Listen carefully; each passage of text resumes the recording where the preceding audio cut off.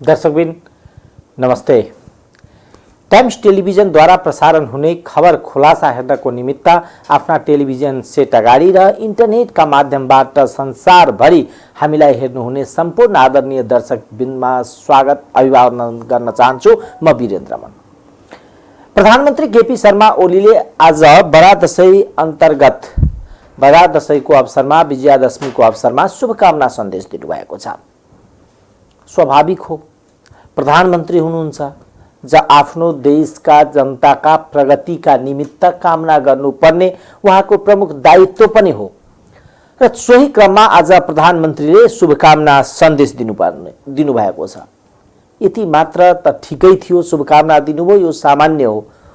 तर त्यो जुन सन्देश जारी गर्नुभयो उहाँले, त्यसमा जुन नक्सा थियो निशान छापमा, त्यसमा लिम्पियाधुरा, लिपुलेक लगायतका जुन क्षेत्र थियो त्यो गायब भयो।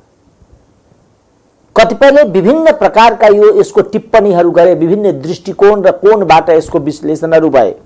नेपाली कांग्रेसले भन्यो, प्रधानमन्त्रीजी तपाईले जसरी तपाईको राष्ट्रियताको माथि यो घटनाले एउटा प्रश्न चिन्ह निम्त्याइदिएको अवस्था छ।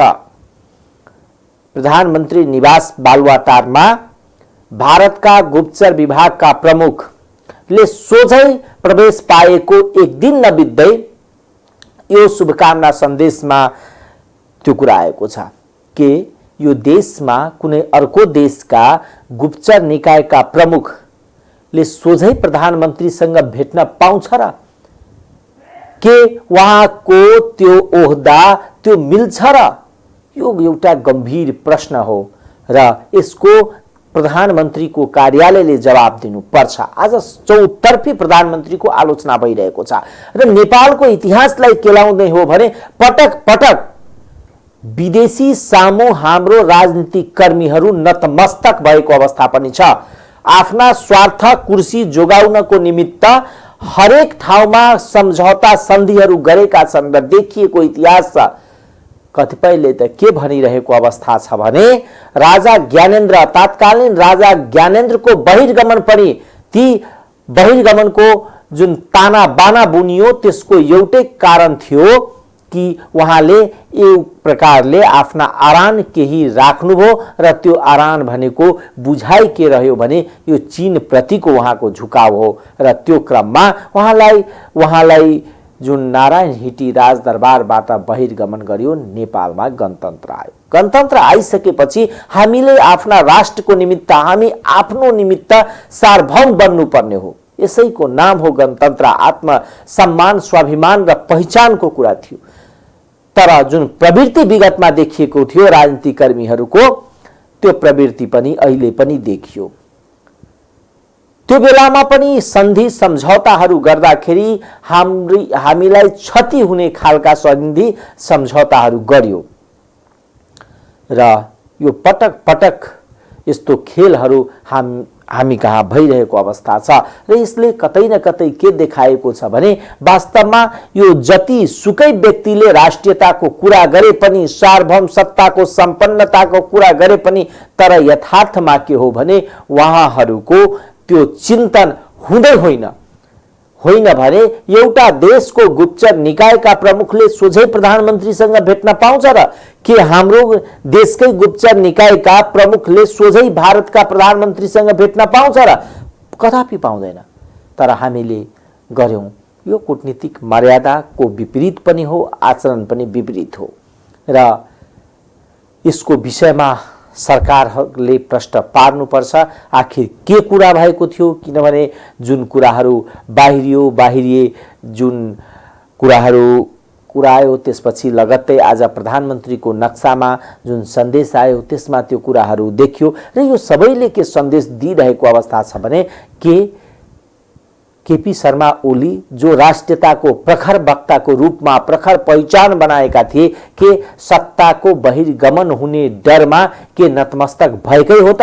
यो अवस्था छ र यो विषयमा प्रधानमन्त्रीले प्रश्न पार्नुपर्छ। जनतामा एक प्रकारले भन्ने हो भने भ्रम छ। भ्रम मात्र होइन, उहाँको राष्ट्रियतामाथि अब आम जनताले प्रश्न चिन्ह समेत खडा गरिरहेको अवस्था छ। त्यसकारणले प्रधानमन्त्रीले कमसेकम यो प्रकरणमा जो एउटा देशका गुप्तचर निकायका प्रमुखसँग भेट्नु भएको छ, त्यो विषयमा आफ्ना धारणाहरू प्रष्ट पारिदिनुपर्छ आम जनताको बीचमा। तर जब यो टिप्पणीहरू आयो, शुभकामना सन्देशलाई लिएर प्रधानमन्त्रीका प्रेस सल्लाहकारले एउटा विज्ञप्ति जारी गरेर के भन्नुभयो भने त्यो नक्सामा उस सन्देश जुन थियो त्यसमा जुन नक्सा कोडिएको थियो सानो भएको कारणले धेरैले त्यो पहिचान गर्न सकेन र यस्तो यो कुराहरू आयो, त्यो होइन भनेर उहाँले स्पष्टीकरण उहाँको प्रेस सल्लाहकार प्रधानमन्त्री केपी शर्मा ओलीको प्रेस सल्लाहकारबाट यो कथन, यो धारणाहरू आज आएको छ। अर्कोतर्फ बरात दशैं विजयादशमीको उल्लास छ, जताततै उल्लासमय वातावरण छ र अर्कोतर्फ कोरोनाको कहर पनि छ। कोरोनाले आज सङ्ख्याहरू बढिरहेको छ, घटिरहेको छ र यसले पनि एक प्रकारले भन्ने हो भने काठमाडौँ लगायतका ठाउँमा घर घरमा प्रवेश गरिसकेको कोरोना छ र यस्तो अवस्थामा हामी छौँ र विजयादशमीको अवसरमा विभिन्न निकाय, सरकारका विभिन्न निकायहरूले आग्रह के गरिरहेका छन् भने कमसे कम सतर्कता अपनाएर यो पर्वको उल्लासमा रमाऊ भनेर, किनभने एक वर्ष हामीले पर्व मनाउँदैमा केही हुँदैन, त्यसकारणले त्यसमा उहाँहरूको अपिल छ कि कमसे कम नगरौँ र यदि गर्नै पर्यो भने स्वास्थ्य, सतर्कता, सुरक्षाका सम्पूर्ण प्रक्रियाहरू अपनाएर मात्र मनाउनुस् भनेर आज विभिन्न निकायहरूको सन्देशहरू, कथनहरू पनि बाहिर आइसकेको अवस्था छ। अर्कोतर्फ आज विजयादशमी पर्वको अन्तर्गत यो जुन प्रसाद चढाउनेको भिड राजदेवीमा देखिएको थियो, त्यसैगरी महिलाहरूले जसरी एउटा सौभाग्य समृद्धिको लागि पूजा भनौँ या आफ्ना छोरी चेलीलाई दिने जुन खोइछा हुन्छ त्यस भर्नको निमित्त पनि आज राजदेवी मन्दिर लगायतका मन्दिरहरूमा भिड देखिएको थियो।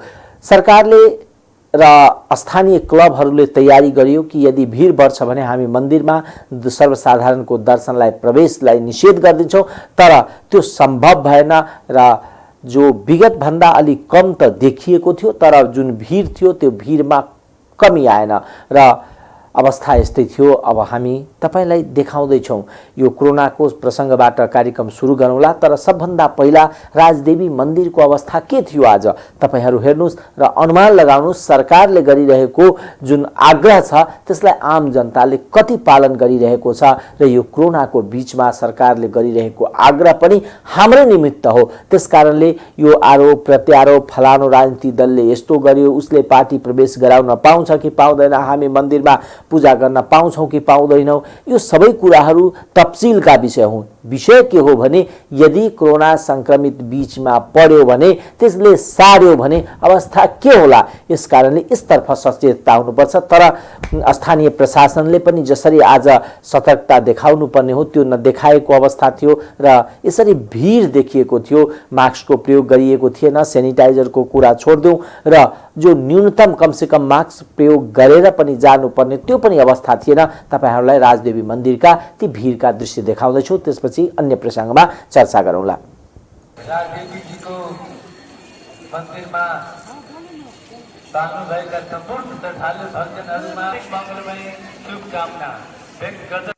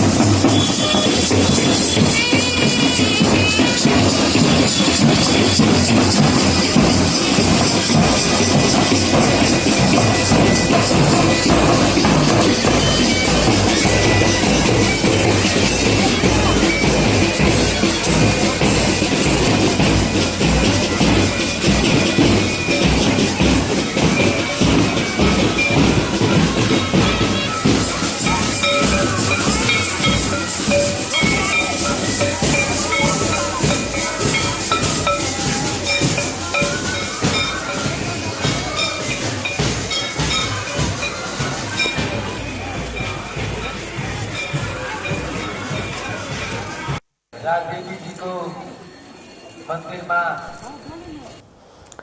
दर्शक पनि यो अवस्था थियो राजदेवीको आजको। राजदेवी मन्दिर जो जनककालीन मन्दिर पनि भनिन्छ, राजा जनकको कुलदेवीको रूपमा पूजित रहनु भएको कुरा पनि चर्चा छ। यो मन्दिरको अवस्था यस्तो देखिएको थियो।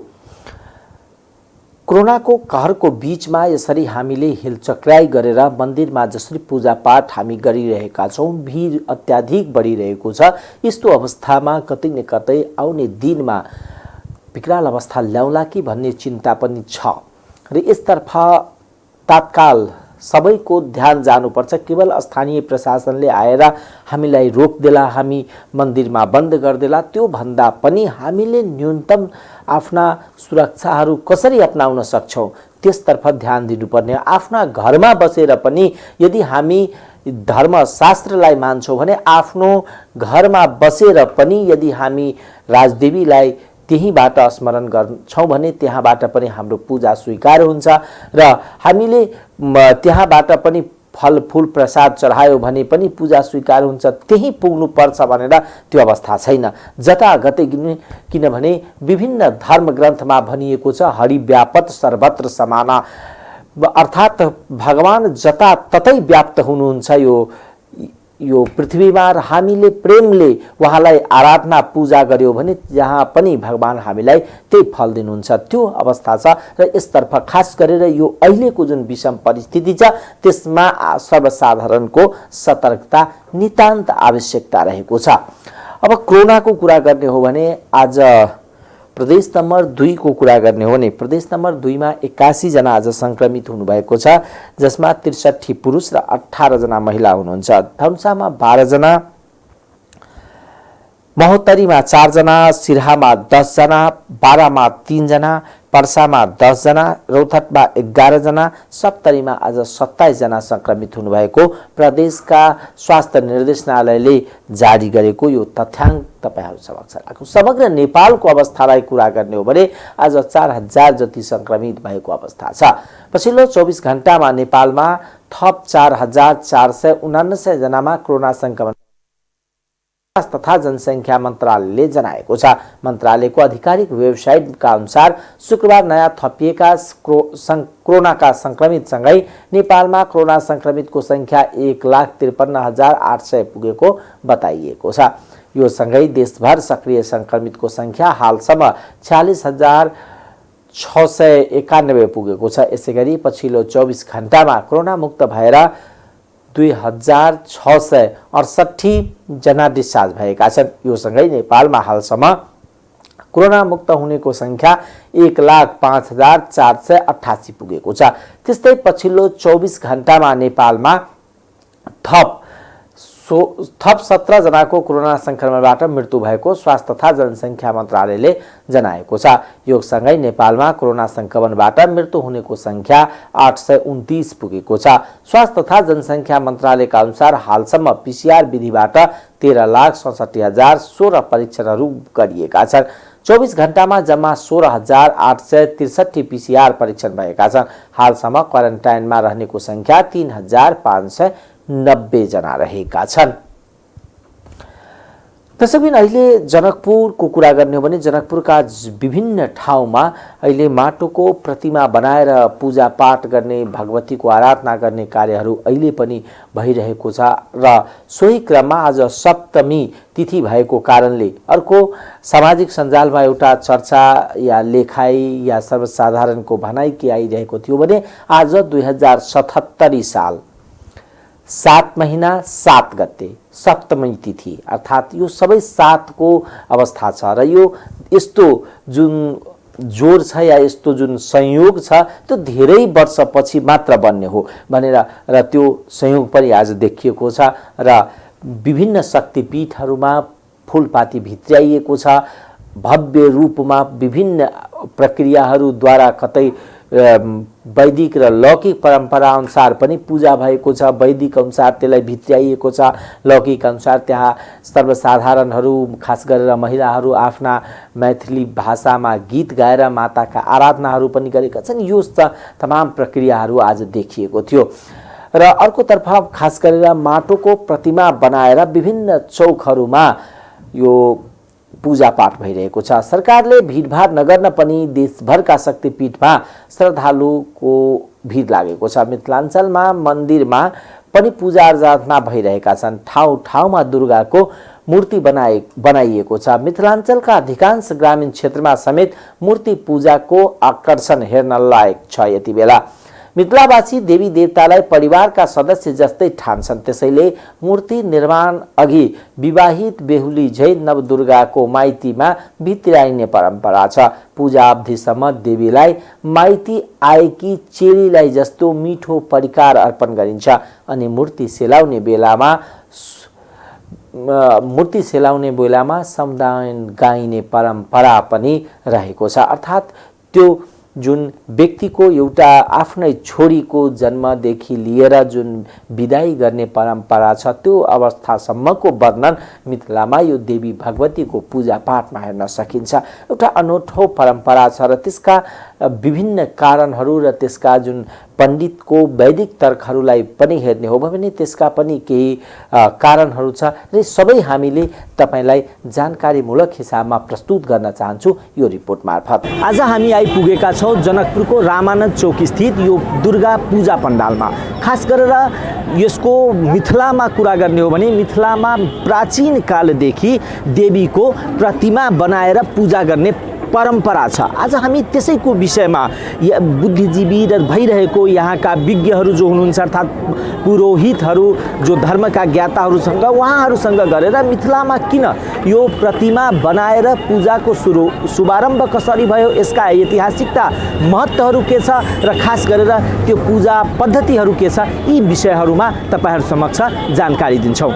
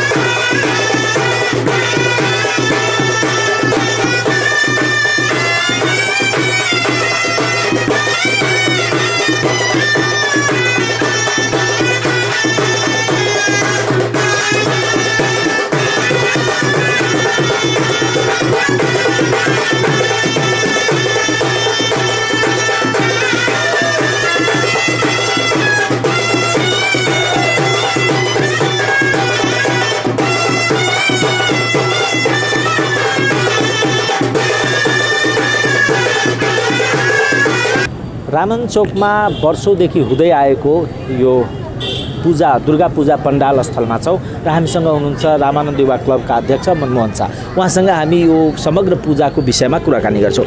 मनमोहनजी, अहिले जसरी तपाईँहरूले कति वर्षदेखि यो दुर्गा पूजा गर्दै हुनुहुन्छ? यो रामानन्द चोकमा विगत लगभग 28-29 वर्षदेखि पूजा भइरहेको छ। अनि यो जसरी यो पैसाको, किनभने माटोको मूर्ति बनाएर पूजा गर्दाखेरि त धेरै खर्च लाग्छ, कसरी म्यानेज गर्नुहुन्छ? र हामी यहाँ स्थानीय जनताहरू आफै सहयोग गर्नुहुन्छ। अब सुरक्षा हिसाबले जो जति दिनुहुन्छ त्यही सहयोगले पूजा हुन्छ। अनि यो माटोको प्रतिमा नै बनाएर पूजा गर्नुपर्ने अवस्था किन? तपाईँहरू के सोचेर गर्दैन? यो परम्परा चलिरहेछ विगतदेखि नै। यो पुरानै परम्परा हो। यहाँ माटोको मूर्ति बनाएर सबै दिन पूजा हुन्छ, त्यसैले परम्परालाई हामीले निरन्तरता दिन्छौँ। यसपटक त कोरोना सङ्क्रमण छन् होइन? यो अवस्थामा सरकारले अब त्यत्रो भव्यता नगर्नु पनि यहाँको भव्यता छ, अनि त्यसलाई कसरी म्यानेज गर्दै? हामी यसपालि अरू सालको अपेक्षामा भव्यता एकदम न्यून गरेको छौँ। सबै कार्यक्रमहरू भजन सन्ध्या कार्यक्रम, टेन्ट पण्डालहरू सबै सानो गरेको छौँ। पूजा पनि त्यो मास्क दूरी मेन्टेन गरेर, मास्क सेनिटाइजरको प्रयोग गरेर हामी पूजाको लागि एकदम व्यवस्थित गर्ने प्रयासमा लागेको छु। अनि यो जसरी यहाँ मतलब श्रद्धालुहरू अन्यको तुलनामा धेरै भिड हुने रामाचोकको प्रसिद्ध हुन्छ र त्यो मुख्य रूपमा झिझिया, त्यसपछि त्यसको सांस्कृतिक कार्यक्रम, त्यसको छुट्टै पहिचान हुन्थ्यो। त्यो यसपटक गर्नुभयो कि भएन? यसपालि त्यो भएन। हाम्रो यो झिझिया मात्रै 1-2 दिन झिझिया आउनुभयो, त्यसमा पनि भिड लाग्न थाल्यो र हामी झिझिया पनि त्यहाँ स्थगित अहिले गरिदिएछौँ। सांस्कृतिक कार्यक्रमहरू पनि स्थगित भएको छ यसपालि। अनि यो पूजा भनेको सामान्य हिसाबले पूजा राम्रोसँग, पूजा धुमधामले, पूजाले राम्रोसँग भयो, पूजा व्यवस्थित हिसाबले गर्ने त्यही हो मात्रै। हस्, धन्यवाद। धन्यवाद। मिथिलामा मूर्ति पूजाको छुट्टै पहिचान छ, त्यसका विभिन्न प्रभावहरू र आयामहरू छन् र खास गरेर दुर्गाको प्रतिमा बनाएर पूजा गर्ने परम्परा सदियौँदेखि चल्दै आएको छ। यो किन गर्नु परिरहेको छ, या अर्थात् यसको ऐतिहासिकता के हो? हामी त्यो विषयमा यहाँ रामानन्द युवा क्लबले निर्माण गरिरहेको पूजा पण्डालमा रहनुभएका सम्पूर्ण पूजाका पण्डितजीसँग कुराकानी गर्छौँ। नाम के हो तपाईँको? नाम के हो? मेरो नाम मदन झा। मदन सर, यो जसरी मिथिलामा नि कुरा गर्दै हो भने यो माटोको प्रतिमा बनाएर पूजा गर्नुको परम्पराको के छ कि यसको ऐतिहासिकता? भगवती को धेरै रूपमा पूजा गरिन्छ। श्रीफलमा, श्रीफल भन्नाले श्रीफलमा श्रीफल भनेको बेल।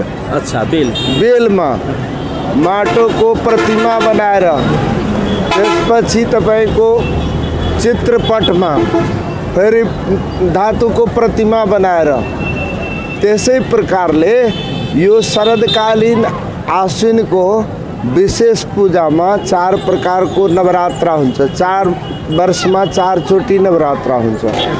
त यो शरदकालीन नवरात्रामा विशेष पूजा हुन्छ दुर्गाजीको।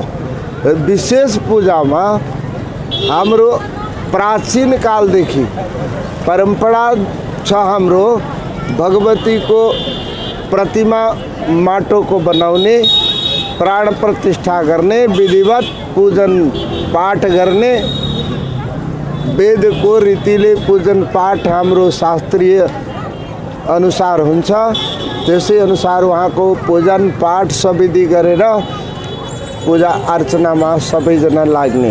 अनि एउटा यो जसरी यो माटोको प्रतिमा बनाएर त्यसका विधिहरू छन्, जसरी घट स्थापनादेखि पूजा पाठ सुरु हुन्छ, त्यो कसरी गर्नुहुन्छ र विजयादशमीसम्म के छ परम्परा, त्यो बताइदिनुहोस्। माटोको प्रतिमा जुन बनाइन्छ, त्यो माटोको प्रतिमाको वास्तविक पूजन यो फुलपातीदेखि हुन्छ।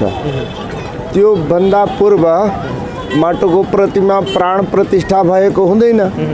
त्यस कारणले पहिला प्रतिपदादेखि घट स्थापना गर्ने, जयन्ती स्थापना गर्ने र विधिवत पूजा शुभारम्भ गर्ने, त्यसपछि प्रत्येक दिन पूजा गर्दै जाने, पञ्चमीसम्म षष्ठीको पूजन सकेर सायनकालमा बिल्वाभिमन्त्रण गर्ने, बिल्वाभिमन्त्रण गरेर आएर पुनः सन्ध्याकालीन पूजापाठ गर्ने, त्यसपछि प्रातःकाल सबेरै खास गरेर मुहुर्त अनुसार तपाईँको बिल्व वृक्षमा गएर चण्डिका ल्याउने, नवपत्रिका प्रवेश गर्ने, त्यसपछि यहाँ पूजा शुभारम्भ गर्ने, पत्रिका प्रवेश पूजन गरिसकेपछि प्रतिमामा प्राण प्रतिष्ठा गर्ने, अनि प्रतिमाको पूजन वास्तविक रूपमा प्रारम्भ, अनि त्यसपछि पूजालाई यो जात्राको दिन विसर्जन गर्ने, अनि फुलपातीदेखि नवरात्रसम्म 9 दिन प्रतिमाको विधिवत पूजा गर्ने, स्तोत्र पाठ आदि इत्यादि जुन विधि हाम्रो छ त्यो अनुसार वेदको रीतिले गर्ने, त्यसपछि 10 दिनमा टीकाको दिन, जात्राको दिन उहाँको पूजापाठ सकेर विसर्जन गर्ने, त्यसपछि प्रतिमा विसर्जन हुन्छ। अनि एउटा यो आज जसरी यो फुलपातीको दिनमा आज तपाईँको खोइच भर्ने परम्परा छ, त्यसको मिथिलामा के छ इतिहास? यो खोइच भर्ने परम्पराको मूल कुरा के छ भने हाम्रो समाजमा छोरीको विदाई गर्ने बेलामा खास गरेर समाजमा यस्तो व्यवस्था छ कि छोरीलाई रित्तो हात नपठाउने, त्यस कारणले अब भयभरको सामान त दिने, तर उसलाई खास गरेर आँचल खाली नजाओस्, त्यसै कारणले आँचलमा घरबाट भयभरको जति सौगातहरू हुन्छ त्यो सबै त्यहाँ राखेर खोइच भर्ने परम्परा छ। त्यस कारणले दशमीले गर्ने हो नि त त्यो दिन, विजयादशमी दिन विदाईको खोइच त हुन्छ, तर प्रत्येक श्रद्धालुहरू अष्टमीदेखि अष्टमी, नवमी र जात्रा दिनसम्म 3 दिन खोइचको कार्यक्रम हुन्छ, एक दिन मात्रै हुँदैन। फेरि सप्तमी फुलपातीको दिन पनि भगवतीको प्राण प्रतिष्ठा हुने बेलामा सवस्त्र खोइच पनि त्यहाँ पनि। अनि यो मिथिला अर्थात् मिथिलाले यो देवीलाई छोरीको रूपमा पूजित हुन्छ मिथिलामा। मिथिलामा छोरीको रूपमा होइन, माताको रूपमा। अब माताको भावले अब मातै आएपछि स्त्री जातिलाई तब खाली हातले हुँदैन, त्यस कारणले खोइच भरेर यथाशक्य फुल प्रसाद जति सामर्थ्य छ त्यो अनुसार मान्छे पूजा अर्चना गर्छन्, आफ्नो श्रद्धा व्यक्त गर्छन्। स्त्रीको सम्मान खोइचबाटै हुन्छ, त्यस कारणले खोइचको परम्परा मिथिलामा सदियौँदेखि छ, प्राचीन कालदेखि छ, वैदिकै कालदेखि पनि छ। हस्, धन्यवाद।